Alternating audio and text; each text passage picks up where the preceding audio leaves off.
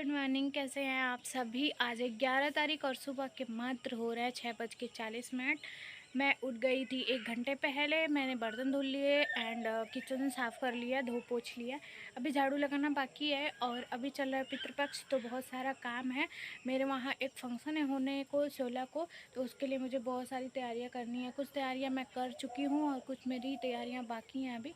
तो अभी मैं फटाफट से सुबह का काम निपटा ली हूँ। अब सिस्टर उठ गई है तो झाड़ू वाड़ू लगाएगी। आज है संडे, तो मैं चल रही हूँ, थोड़े से गेहूँ धोने हैं। आटा तो है बट उसमें ना जो हम लोग बनाते हैं लेई में लगा के आटा, वो कभी कभी रख देते हैं तो वो साफ़ नहीं है। तो फिर ना एक जो पूजा है उसमें साफ़ आटा लगेगा, तो मैं थोड़े से गेहूँ धुल देती हूँ 15-20 केजी। तो और उसके बाद से फिर नहाऊंगी। जो भी होता है इस ब्लॉग में शेयर करते हैं। और वीडियो में आप बने रहिएगा, वीडियो को पूरा देखिएगा। वीडियो ज़रा सी भी अच्छी लगे तो वीडियो को लाइक करिएगा, चैनल को सब्सक्राइब करके और बेल आइकन प्रेस करिएगा, ताकि जब भी मैं वीडियो डालूं तो आपको नोटिफिकेशन मिल जाए और आप चैनल पे आने वाली वीडियो सबसे पहले देख पाओ। और हाँ, इंस्टाग्राम पे फॉलो कर लेना, यहाँ आईडी है प्रिया द्विवेदी 9919। तो चलिए ब्लॉग स्टार्ट करते हैं। तो सभी को राधे राधे। भगवान ने जो भी हमें दिया है उसके लिए उनको बहुत बहुत धन्यवाद बोल के चलिए इस वीडियो को स्टार्ट करते हैं। तो फटाफट के अंदाज में मैंने गेहूँ निकाल लिया था। आई थिंक कि 20 से 22 केजी तक गेहूँ था मेरे अंदाज से, जितना मैं बता रही हूँ। मैंने तौल के तो लिया नहीं था, बस एक तगाड़ी था और एक ही बाल्टी था। एक तगाड़ी में अगर एक तगाड़ी धुलती हूँ ना तो 17-18 केजी गेहूँ हो जाता है। तो ऊपर से ये है, तो वही 20-22 केजी के समथिंग था।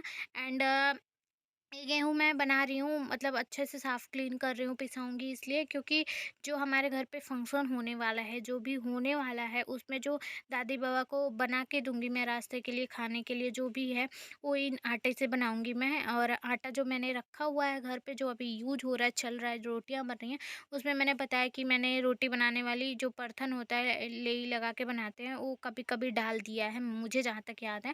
तो मैं फिर नहीं, मन गवाही नहीं देता है अगर चीज़ें साफ़ ना हो तो। अगर पूजा वाली बात है या फिर कहीं तीर्थ यात्रा वाली बात है तो फिर वो मन गवाही नहीं देता कि उन सब चीज़ों से हम फिर कुछ पूड़ियाँ या फिर कुछ भी बना के दें।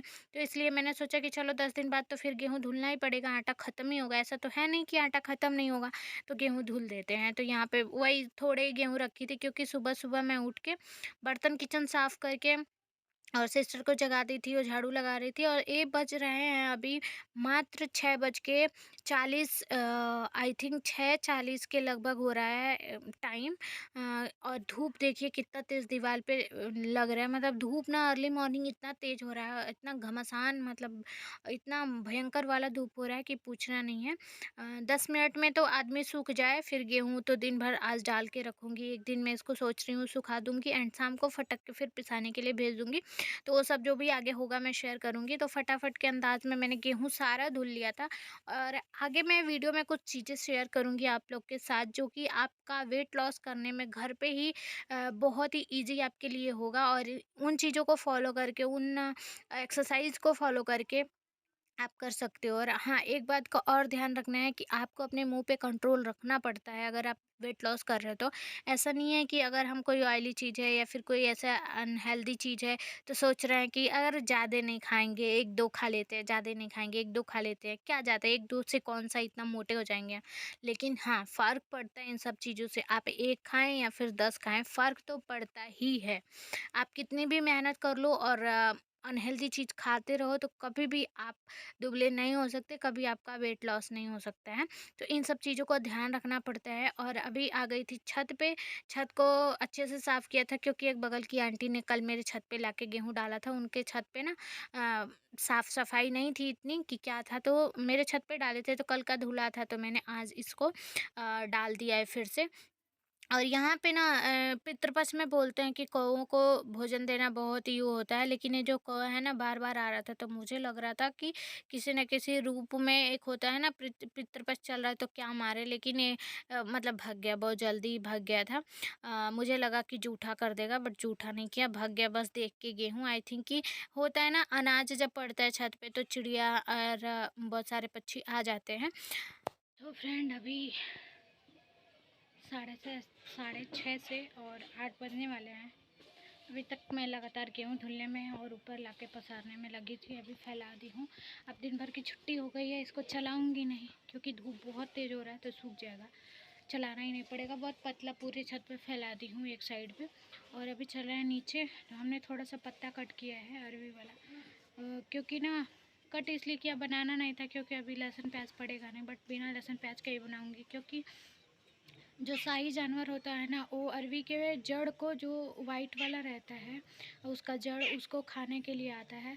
और पूरा ऊपर का डंठल काट के और नीचे का वो जड़ वाला जो ज़मीन में रहता है उसको खा लेता है।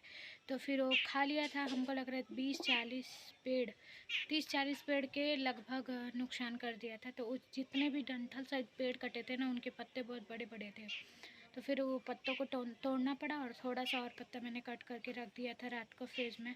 चल रही हूँ नीचे, उसको कट करूँगी, देखती हूँ चावल फटकना है, चावल फटकूँगी कि क्या करूँगी, अगर आज नहीं तो कल, क्योंकि अभी थोड़ा सा बहुत थकान सा लग रहा है। और आज मैंने एक्सरसाइज नहीं किया, तो पहले तो चलती हूँ, गर्म पानी पीऊँगी, एक्सरसाइज करूँगी, देन उसके बाद मिलती हूँ आपसे। ओके।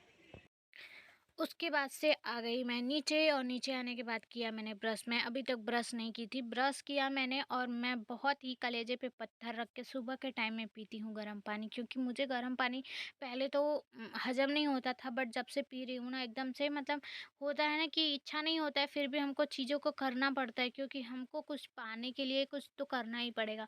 अगर हमको वेट लॉस करना है तो हमको डाइट का ख्याल रखना होगा, क्या खा रहे हैं हेल्दी, क्या अनहेल्दी खा रहे हैं, इसका ख्याल रखना होगा।